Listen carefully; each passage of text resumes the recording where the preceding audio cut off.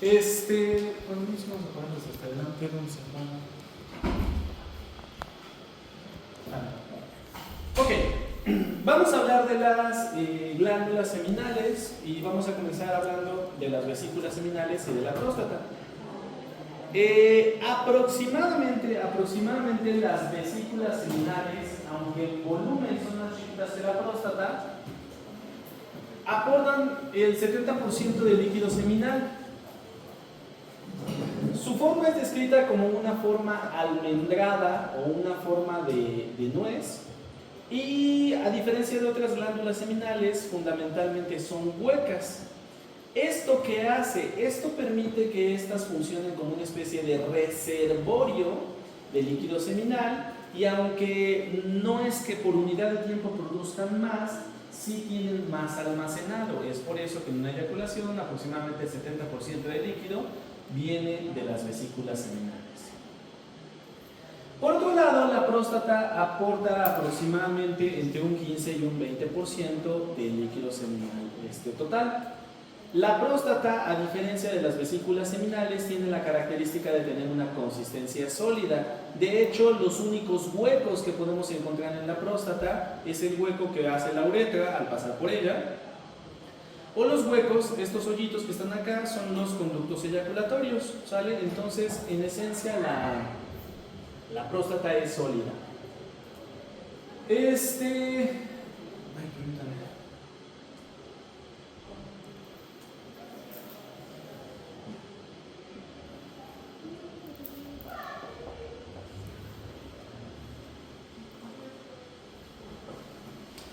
Ok, ambas glándulas se relacionan con la vejiga. No grites.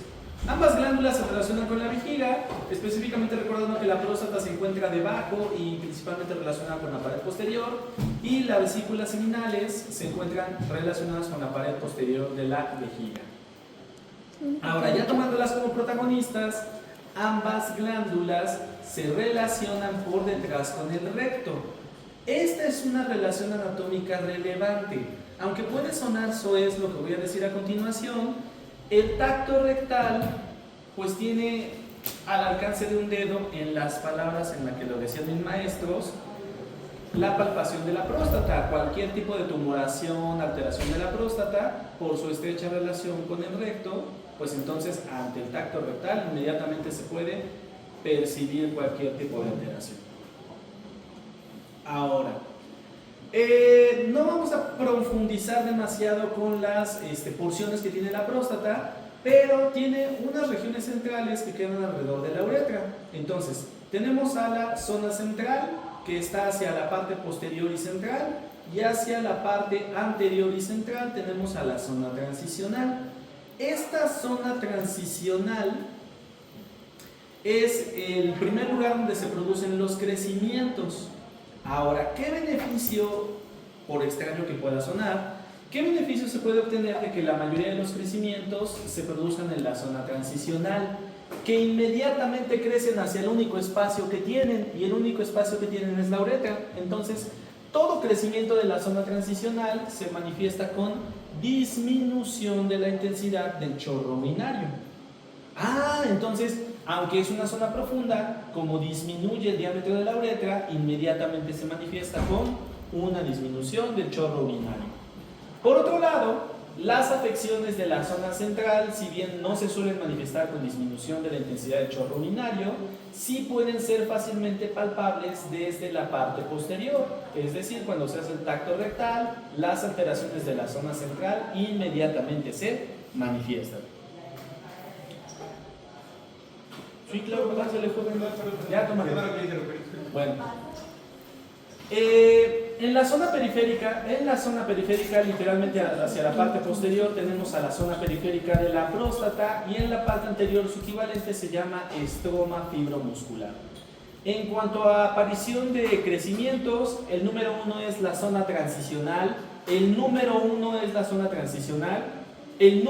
es la zona central, el número 3 es la zona periférica, y el número 4 es la zona del estroma fibromuscular.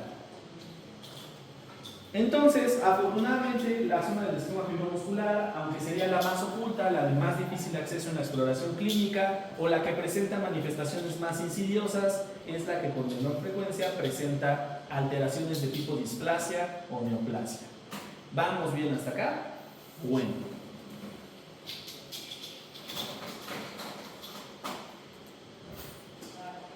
Ok, vamos a la siguiente imagen. Vamos a hablar del último grupo de glándulas seminales, que son las glándulas de Cooper o glándulas bulbouretrales. Ahorita lo hago grande para que se vea el nombre. Ah, aquí está, bulbouretrales, chocho. Y las glándulas de Littré. Aproximadamente las glándulas de Cooper producen un 5% de líquido seminal y el último 5% de líquido seminal lo producen las glándulas de Littré, que son las que también se llaman uretrales. Den la oportunidad nada más de quitarle las líneas amarillas y ahorita seguimos.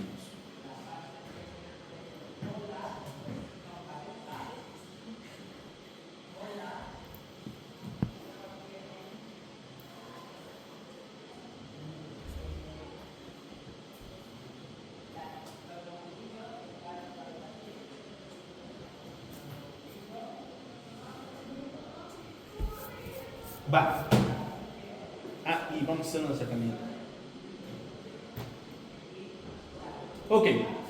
Entonces, aquí tenemos a la uretra masculina, aquí está la porción prostática, aquí está la porción membranosa, ¿sale? Esta es la porción membranosa. Bueno, a la altura de la porción membranosa es donde tenemos a las glándulas bulbouretrales o glándulas de Cooper. El otro día unos alumnos de UAP me decían, oiga doctor, vino en un examen que nos hizo otro maestro una pregunta de ¿a qué altura de la uretra desembocan las glándulas de Cooper?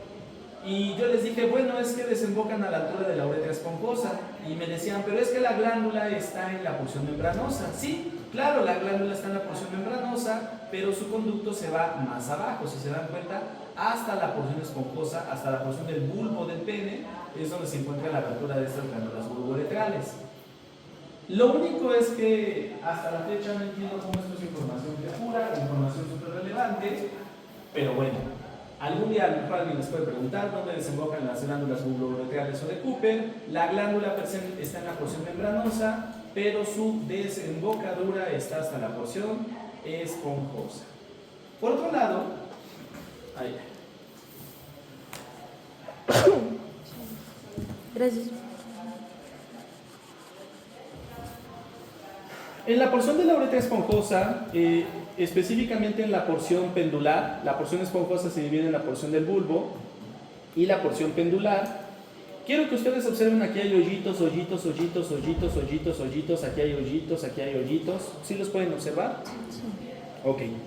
Todos esos pequeños hoyitos se llaman lagunas uretrales y representan los orificios de desembocadura de las glándulas de Littré o glándulas uretrales.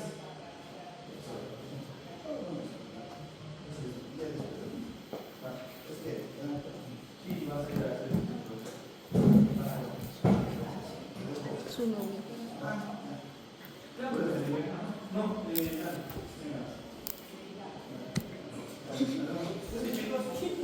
Amén. Vale, pues. Entonces, aquí tenemos a las lagunas uretrales. Como tal, los hoyitos se llaman lagunas uretrales, pero representan la desembocadura de las glándulas de Littré. ¿Ok? Todos estos hoyitos, todos estos hoyitos. ¿Vamos bien hasta el momento? Sí, pásale. Dale.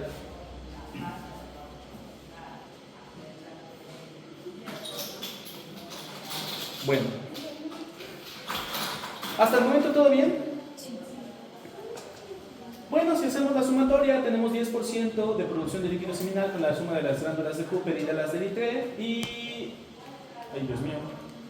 Aproximadamente un 90% sumado entre las vesículas seminales y la próstata. Con esto completamos el aproximado de 100% de producción de líquido seminal.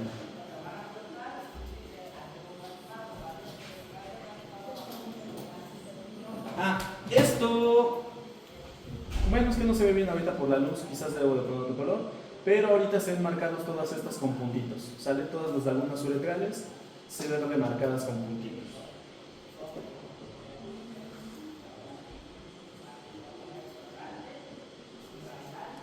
Bueno, Dejamos hasta ahí sistema reproductor masculino y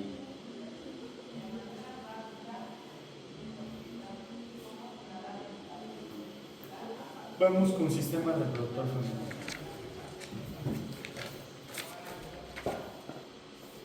Bueno, nada más antes de avanzar, puntos importantes. Aunque la diferenciación en genitales externos y genitales internos es más evidente en las mujeres, en el hombre, pene, bolsas estrotales y testículos son considerados genitales externos, mientras que las glándulas seminales, específicamente próstata y vesículas seminales, son considerados los genitales internos.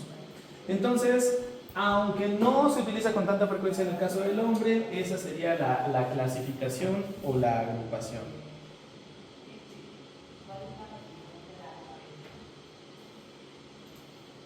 Bueno, pues vamos a hablar del sistema reproductor femenino. Aquí sí es muy importante, inmediatamente comenzando, a hacer la distinción entre genitales u órganos internos y genitales u órganos externos. Por cuestión de nomenclatura, todos los genitales externos oficialmente se llaman vulva. El colectivo de todos los genitales externos se llama vulva. Entonces, labios mayores, labios menores, el vestíbulo, el introito, etcétera, son parte de la vulva. ¿Sale? Ok. Déjenme ver con qué empezamos. Con órganos internos. ¿Sale? ¿Vamos a ir hasta acá? Ahí tengo que me pongan a cargar un cachivache porque... Sí, tengo eso. Ya no tengo batería.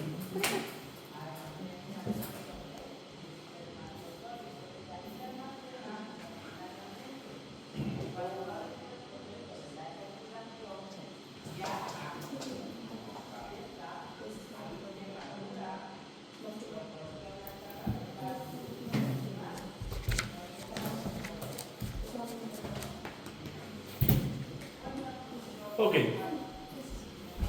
comenzaremos hablando de vagina. Estamos hablando de un órgano único, un órgano impar, cuya forma es de un cilindro y su consistencia es músculo-membranosa.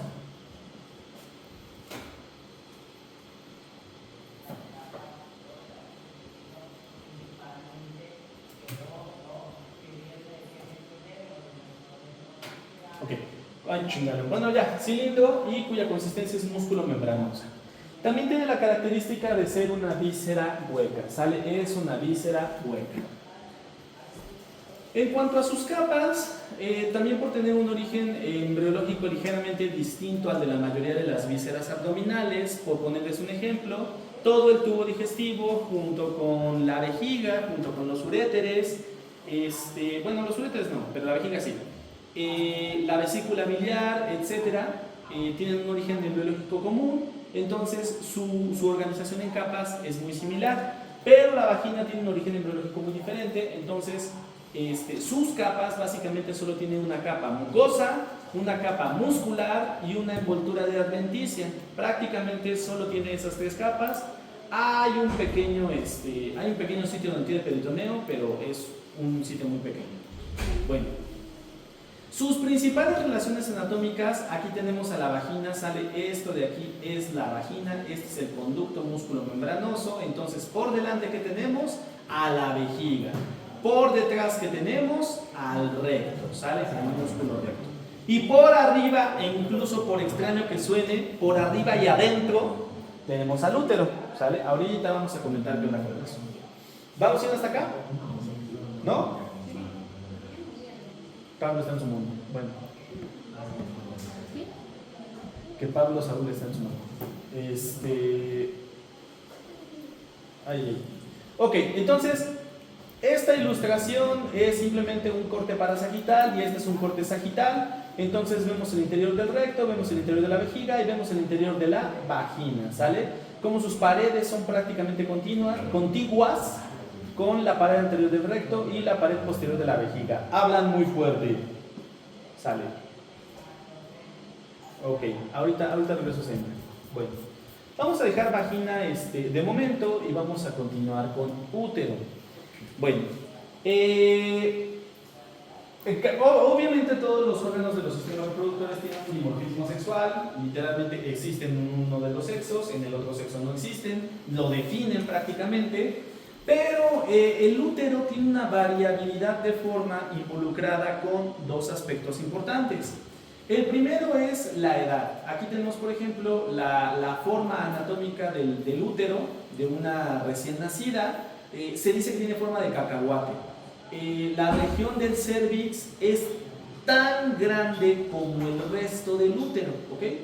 Mientras que conforme se da el desarrollo, en la región del cérvix va quedándose rezagada en el desarrollo, pero sobre todo cuando llegamos a la pubertad y a la edad adulta, el resto del útero presenta un desarrollo mucho más acelerado que el cérvix. Entonces, originalmente el cérvix y el resto del útero tenían el mismo tamaño.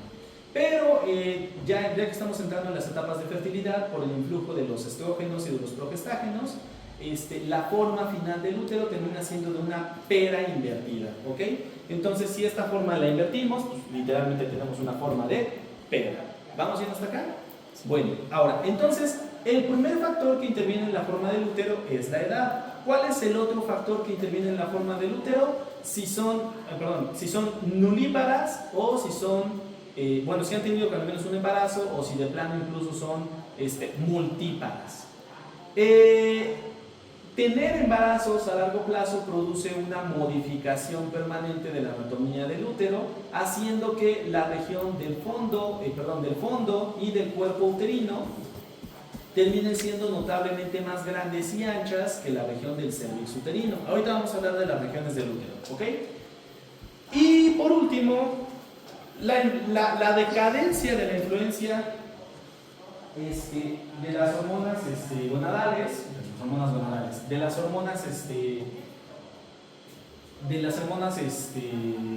se llama la agrupación de estrógenos y progestágenos? Se me olvidó cómo se les dice.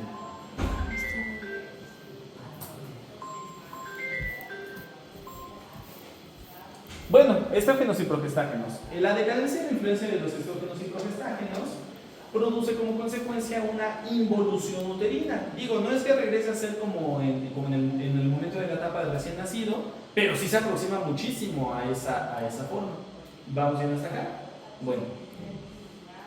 Entonces, esto debería ir apareciendo poco a poquito. Partes del útero. En cuanto a las partes del útero, el útero es una pequeña excepción a una regla que se aplica casi siempre en anatomía. Nada más permítanme que vayan apareciendo poco a poco las flechas y ya ahorita ya veré.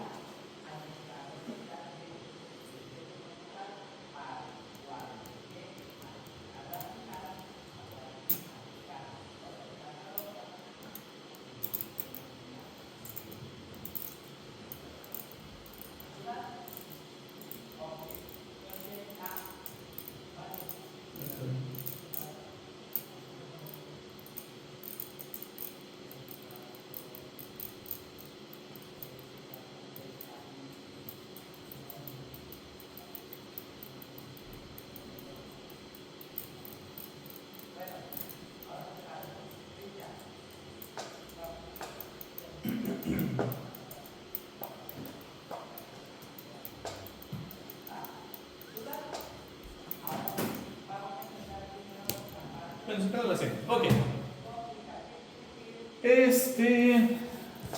Aquí no se ve bien el contraste de colores, pero nada más quisiera enfatizar que la cavidad uterina llega hasta acá. El útero tiene 4 partes. Al ser una víscera hueca, entonces como toda víscera hueca, si está ligeramente ensanchada, se le considera un saco, y al ser un saco, entonces tiene un fondo de saco, ¿ok? Un fondo de saco. Bueno, en el útero, el fondo de saco oficialmente comienza donde termina la cavidad interna. Esta cavidad con forma de copa es la cavidad uterina. Entonces, oficialmente el fondo uterino comienza donde se terminó la cavidad, ¿ok? Incluso en esta imagen pueden notar que aquí se ve medio raro el color porque yo tuve que extenderla para que la imagen fuera un poquito más precisa desde el punto de vista anatómico. ¿Vamos bien hasta acá? Entonces, fondo uterino, primera porción del útero, y donde comienza, donde termina la cavidad uterina. ¿Vamos bien hasta acá? Sí. Ok. Siguiente porción es el cuerpo, ¿sale? El cuerpo uterino. El límite entre el cuerpo y la siguiente porción, que es el estrechamiento máximo, pues es justamente esa apariencia de estrechamiento máximo. Oigan, aquí se está viendo este estrechamiento máximo. Ah, bueno, esto ya es otra porción del útero. Aquí se acabó el cuerpo. Les decía que el útero es una excepción a una regla. Casi todo órgano, digo casi todo porque el útero es la excepción, casi todo órgano que tenga una porción ensanchada que se llame cuerpo y que después presente un estrechamiento, en casi todos los órganos ese estrechamiento se va a llamar cuello. El útero es una excepción. En el útero su estrechamiento máximo se llama istmo. Entonces tenemos el cuerpo, después tenemos un estrechamiento y este estrechamiento se llama istmo uterino, ¿sale? Y en otras palabras, el cuerpo se termina en donde se estrecha, que es el istmo uterino. Donde empieza el estrechamiento, se acabó el cuerpo y empieza el istmo uterino. Y después de ese sitio de estrechamiento máximo, nuevamente comenzamos a presentar una dilatación, y esa dilatación es el cervix o cuello uterino. Literalmente cervix es cuello en latín. ¿Vamos bien hasta acá? Bueno, ahora, aquí vamos a resaltar una relación anatómica muy particular entre el útero y la vagina. Fíjense que el cuello se divide en dos porciones, el cervix, ¿sale? Las partes del cervix uterino son supravaginal y vaginal. ¿Por qué motivo?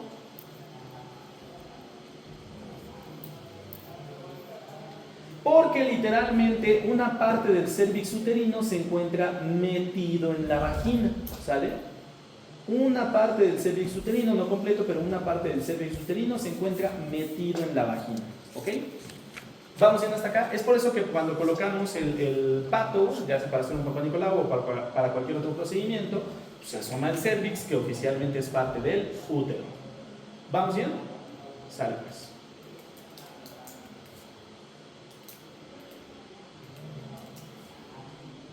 Ok. Esto se los había anticipado, ¿ok? Pero el útero, primero que nada completo, el útero completo posee una inclinación, ¿ok? Permítanme hacer más grande esto de aquí arriba.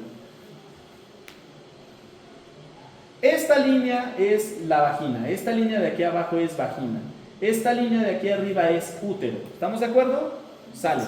Entonces vemos que se forma un ángulo. Bueno, este ángulo, ¿ok?